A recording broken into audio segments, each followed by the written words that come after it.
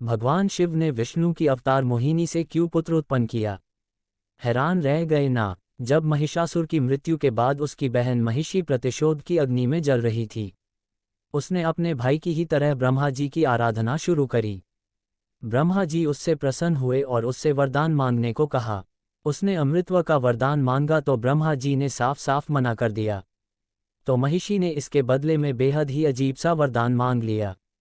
उसने कहा, हे ब्रह्मदेव, आप मुझे ऐसा वरदान दीजिए कि मेरा वध भगवान शिव और भगवान नारायण के ही पुत्र द्वारा हो सके।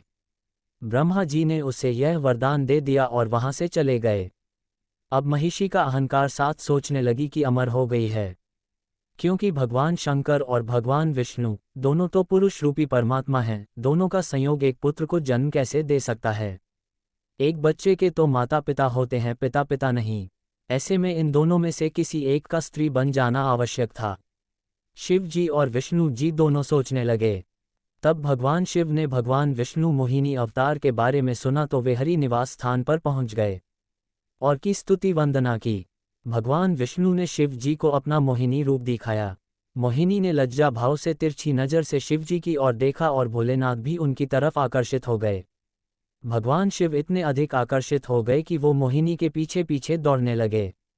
पार्वती जी का ख्याल त्याग कर शंकर मोहिनी के पीछे लग गए। उन्होंने उन्मत्त होकर मोहिनी के केश पकड़ लिए। मोहिनी अपने केशों को छुड़वा कर फिर वहां से चल दी। शंकर फिर उसके पीछे पीछे दौड़ने लगे। उस समय पृथ्वी पर जहां जहां भगवान शंकर का वीर्य गिरा, वहां वहां शिवलिंगों का क्षेत्र एवं सुवर्ण की खानें हो गई। तत्पश्चात यह माया है, ऐसा जानकर भगवान शंकर अपने स्वरूप में स्थित हुए।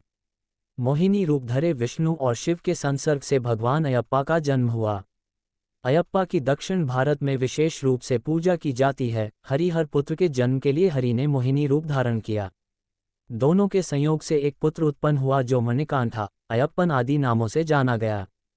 इसी अयप्पन ने आगे चल के महिषी का वध किया। Thank you for watching. For more video subscribe.